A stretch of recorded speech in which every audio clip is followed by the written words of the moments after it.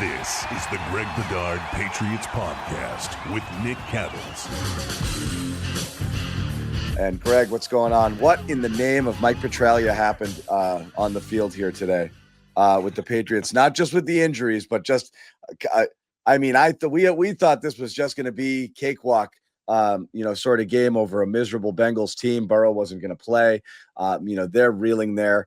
What happened on the field was ugly, but we got to start with what happened with the injury situation here, which is certainly of greater concern. And you, as Mr. O-line guy, have to really be a little bit nervous about a future that doesn't include the entire left side of your offensive line, which is sadly a realistic possibility after today when Will Campbell and Jared Wilson both go out. So your thoughts on the injuries and, what happens if one or both of these guys is not going to be around to help you, specifically Campbell.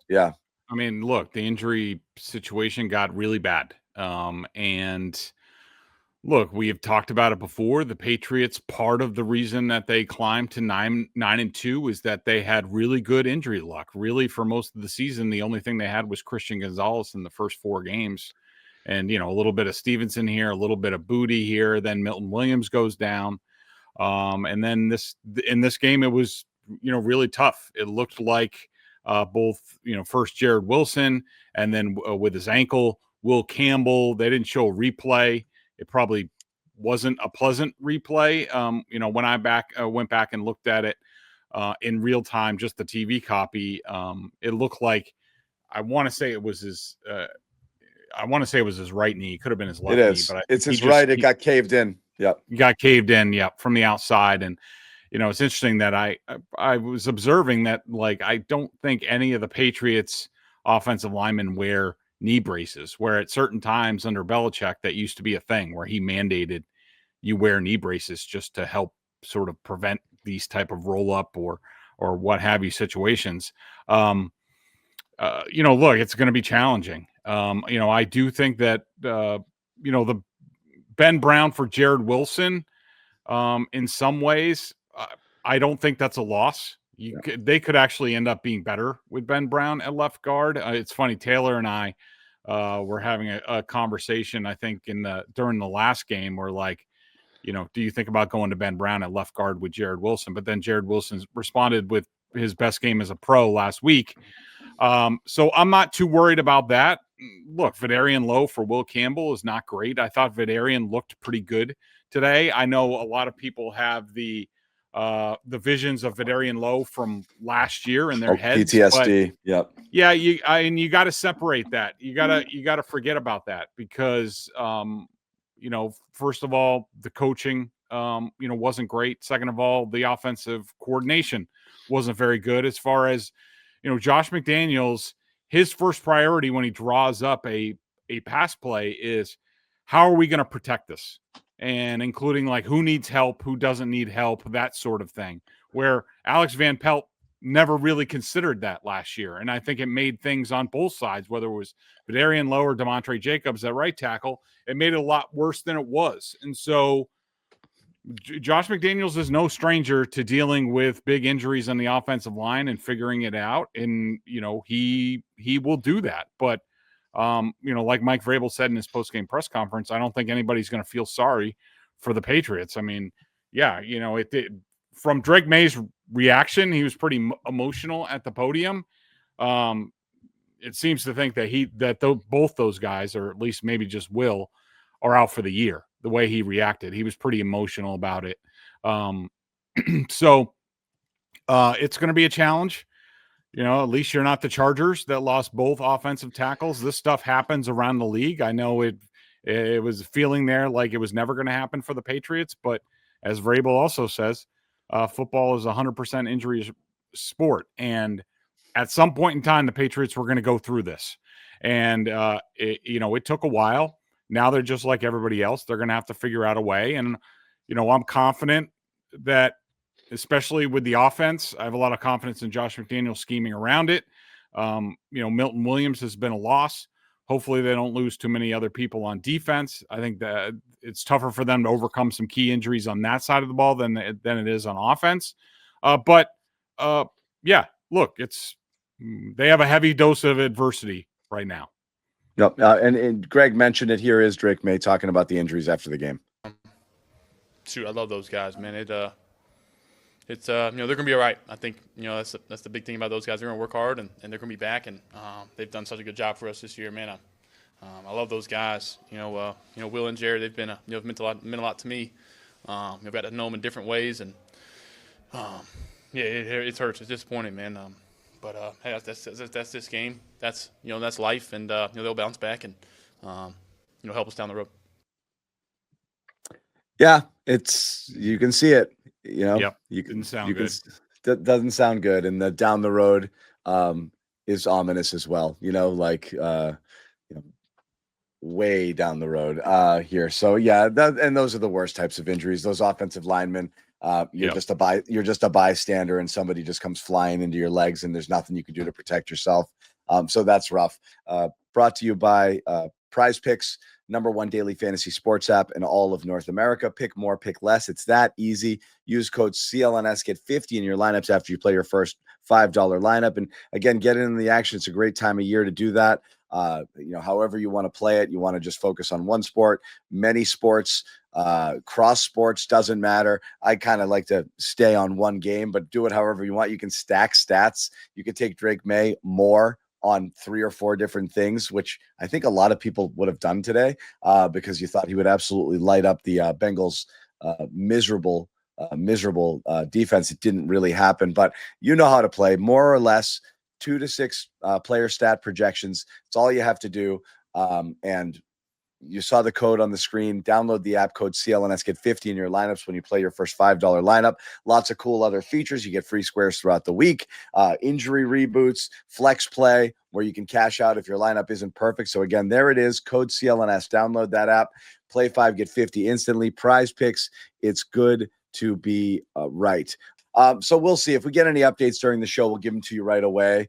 But right now it doesn't seem good. So we'll see there. But injuries aside, this was not the game we expected against this caliber of opponent, especially the way the Patriots have been playing, rolling up these wins. And I talked about it with Taylor and Mike here. There was a lot not to like in this game. I think you have to start a little bit with Drake Maye. And again, I feel like we've excused Maye a bit with these crap starts because it's usually like a series and then kind of shakes it almost right away, and people kind of talk about being amped up or this and that, but I mean he was really atrocious to start this game, and he put him in a big hole. And if you do this against a really good team, it's lights out.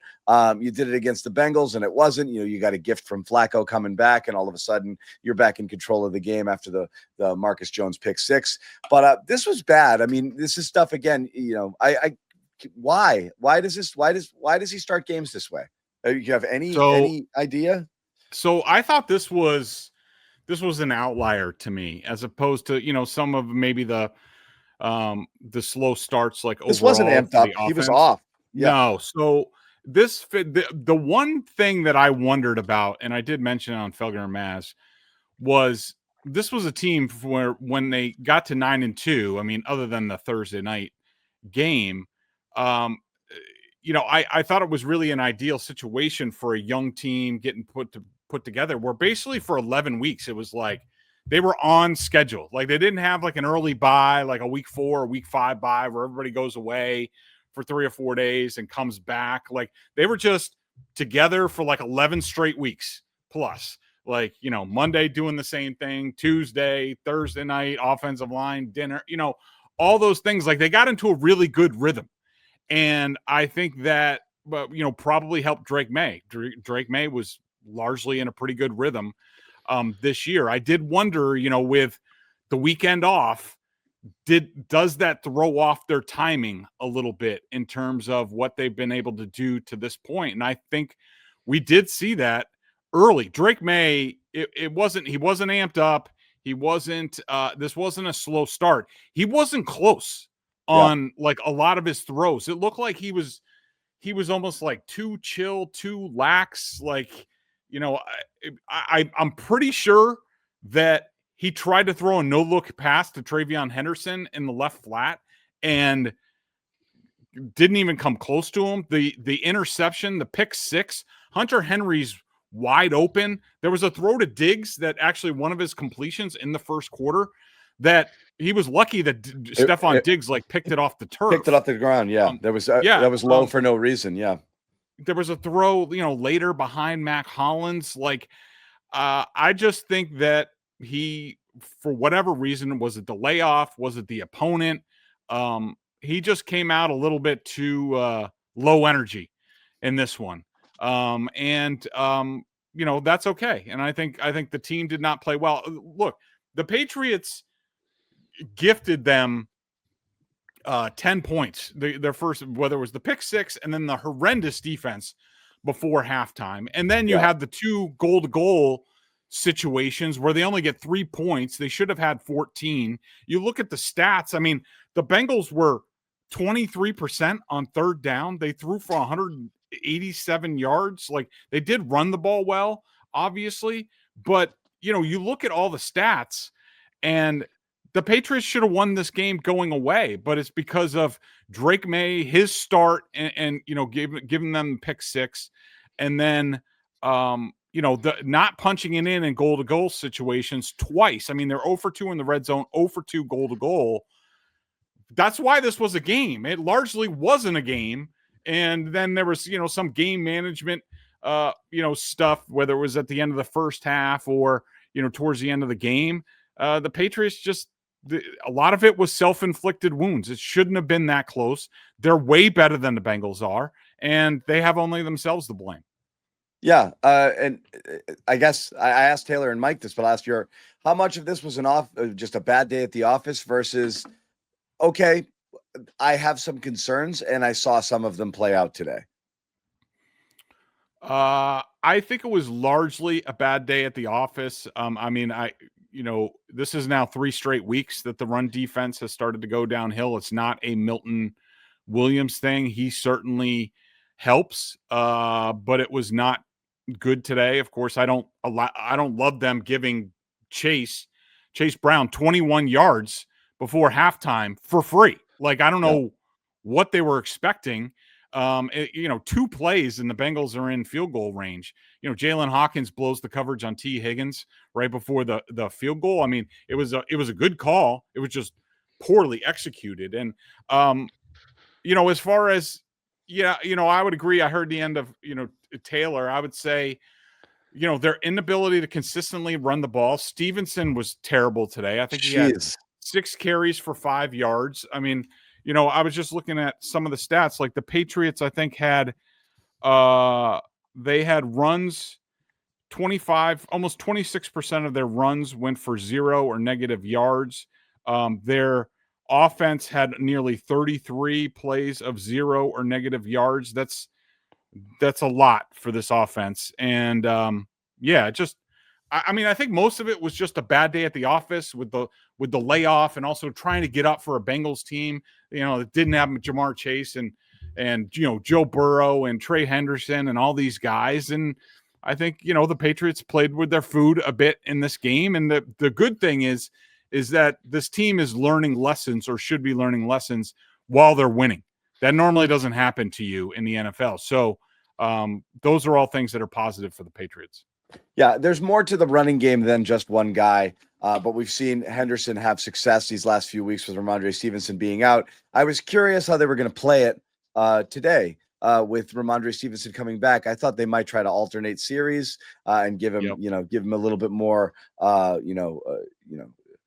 reps than closer to half and half, but I didn't think he would disappear. Henderson unofficially 46 snaps to Stevenson's 22. I also found it interesting that in goal line situations, one of those red zone trips, it was Terrell Jennings in there over Ramondre, getting the carries when they're trying to stuff him in there. So what are we looking at with this rotation going forward? And again, it was bad, 25 for 71 yards. And as you said, more than half of those runs going for next to nothing. They're just running directly into the line. It's more than just the backs, but going forward, do you just want to see this be the Travion Henderson show? Because he's the only one who, if the blocking's not going to be great, at least he can pop it every once in a while. And you're just not getting enough out of these guys.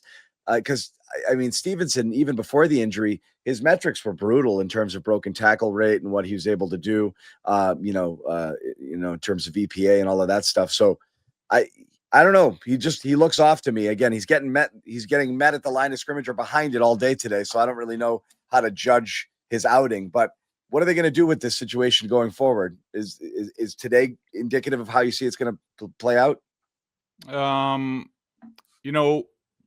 not ready to say that yet. I mean, it could. I mean, because the points you bring up, I mean, you could definitely make the case, for that, to just say like, hey, why don't we just go with, a guy who, if we're going to get dropped for 1 or 2 yards, like, 4 out of 5 or 2 out of 5 times, then why don't we go with the guys that has a chance to pop one. I was just looking there. Yards before contact in this game was 1.13. Yards after contact was 2.47. So not the first one is actually it's their highest mark since Tennessee. Yeah. So it wasn't that bad. Rush yards over expected was minus 0.03. So, not that bad, but the EPA per rush was minus 0.32. That's one of their worst marks of the season. So I think the goal to goal situation, the 2 failures there, I think is an indication that they need to rethink a lot of what they're doing. And I do think maybe, one of the things, the Tonga thing is fun and we like that, but are you going to they're going to need to run power, and successfully. You got to get it in. Yardage. You got to get it in from the 1 yard line. Like, I mean, especially if you have multiple cracks.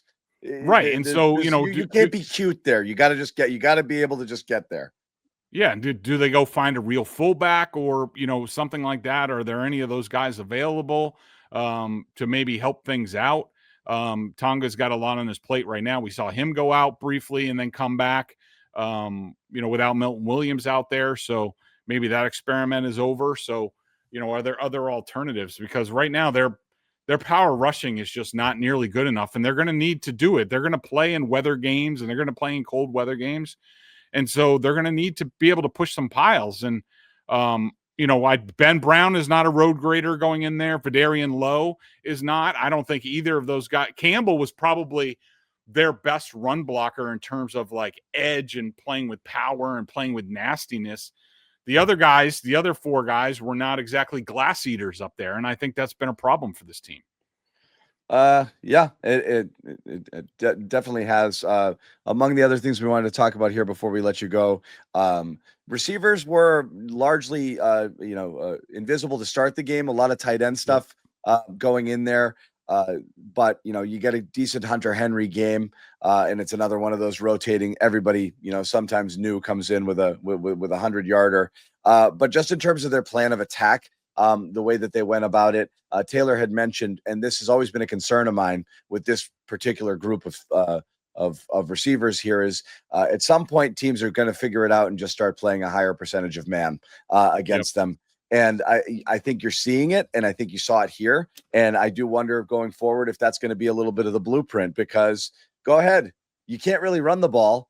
So what am I worried about there? And I'm not really worried about your guys beating me, one-on-one. So I'll just line up and take your best shot. And I'm not going to say that's going to work all the time, but I think that's something they're going to see a little bit more of. How do you think they're going to handle that? Yeah, so a couple things at play here. So the wide receiver target percentage this week was 37%. That is the lowest of the season. They average 56% wide receiver target rate. The man percentage played against them was the second highest of the season to the Browns.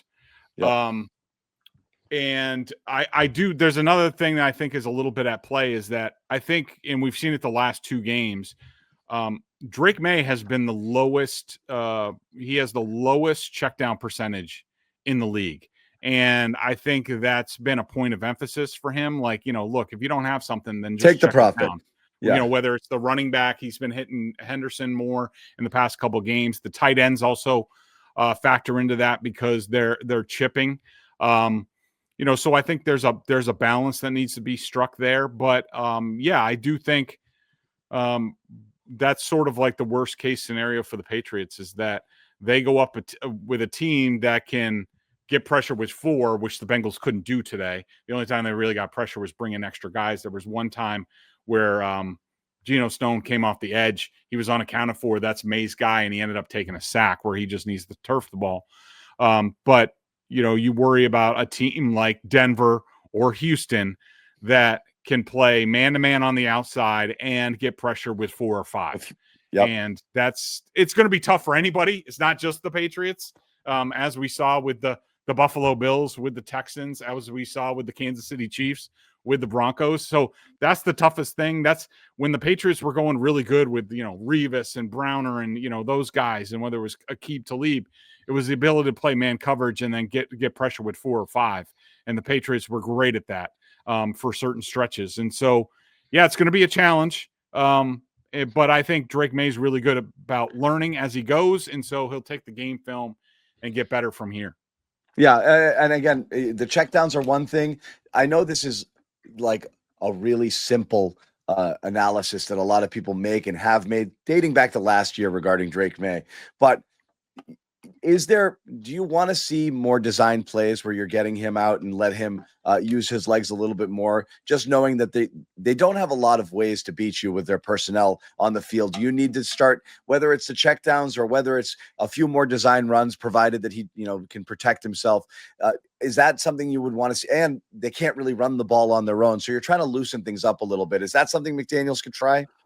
So yes. And I would like to see that, and I expect to see that at some point. I do think the Patriots are sort of have been holding that in their back pocket for a while. Yeah. That they didn't, they don't want to show it against the Bengals or against the Jets. And look, could they have pulled out one of those plays today to, sort of put the game out of reach? Yeah, I guess. But I would rather save it for the Bills and the Ravens coming up, and then the postseason. I think McDaniels is worried a lot about those plays could hit big.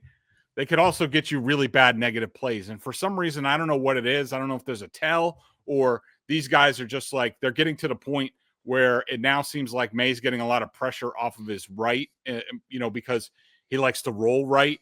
Are they afraid of, free runners on the backside on either edges? And that's been an issue. We saw that on one of the goal-to-go runs where I think it was the 4th and goal where they got stuffed. I mean, neither edge got blocked and, both factored into so I think there's a little fear of inviting the negative plays, which they don't want to do. But I think that's always been in the plans. We saw that stuff this summer in training camp. I think they're holding it in their back pocket until they need to use it, and sort of, one of those plays, one of those sequences that can sort of put the afterburners on against a team like the Bills or the Ravens. Yeah. Yep. So again, we'll see how it goes. Moving forward, especially with the injury situation with these guys, there might have to be things might have to be a little bit different going forward in terms of how they're going to be able to scheme things up, especially if they've lost Campbell and Wilson for the season here. So we will see. Patriots do win here, of course, 26-20 to improve to 10-2 on the season. They will end this week, Greg, as the only 10-win team in the National Football League. So no matter what, they have the best record in the NFL, which is insane through 12 weeks. Did the Chiefs end up winning that game? The Chiefs won that game. So the Colts go down. Denver's got a bye. And so the Patriots are going to sit atop the NFL at 10-2 at the end of this season. So, I mean, at the end of this week, which is insane. Make sure you subscribe if you haven't already to Greg Bedard's podcast here. It's a couple times a week with Nick Cattles. Subscribe to that podcast. Of course, you can find it here on the CLNS Media Network, and you can, listen to it on Apple, Spotify, wherever. Rate, review, do all of that good stuff there, and also sign up for Boston Sports Journal, guys. I can't find the graphic. Do you guys have that for me? I'm searching here. Sign up for Boston Sports Journal. Get all the best Patriots coverage and really the best Boston sports coverage in town. It's $7 a month or $50 for the entire year. Check it out. Greg and Mike Giardi writing about the Patriots. As we said, you can't get a better deal. It got deleted. Bailey, it's okay. It got deleted. The guys hear me. Trust me. BSJ, go sign up today. $7 a month, $50 for the entire year. Greg, thanks for hanging out. We'll talk to you later. Sounds good.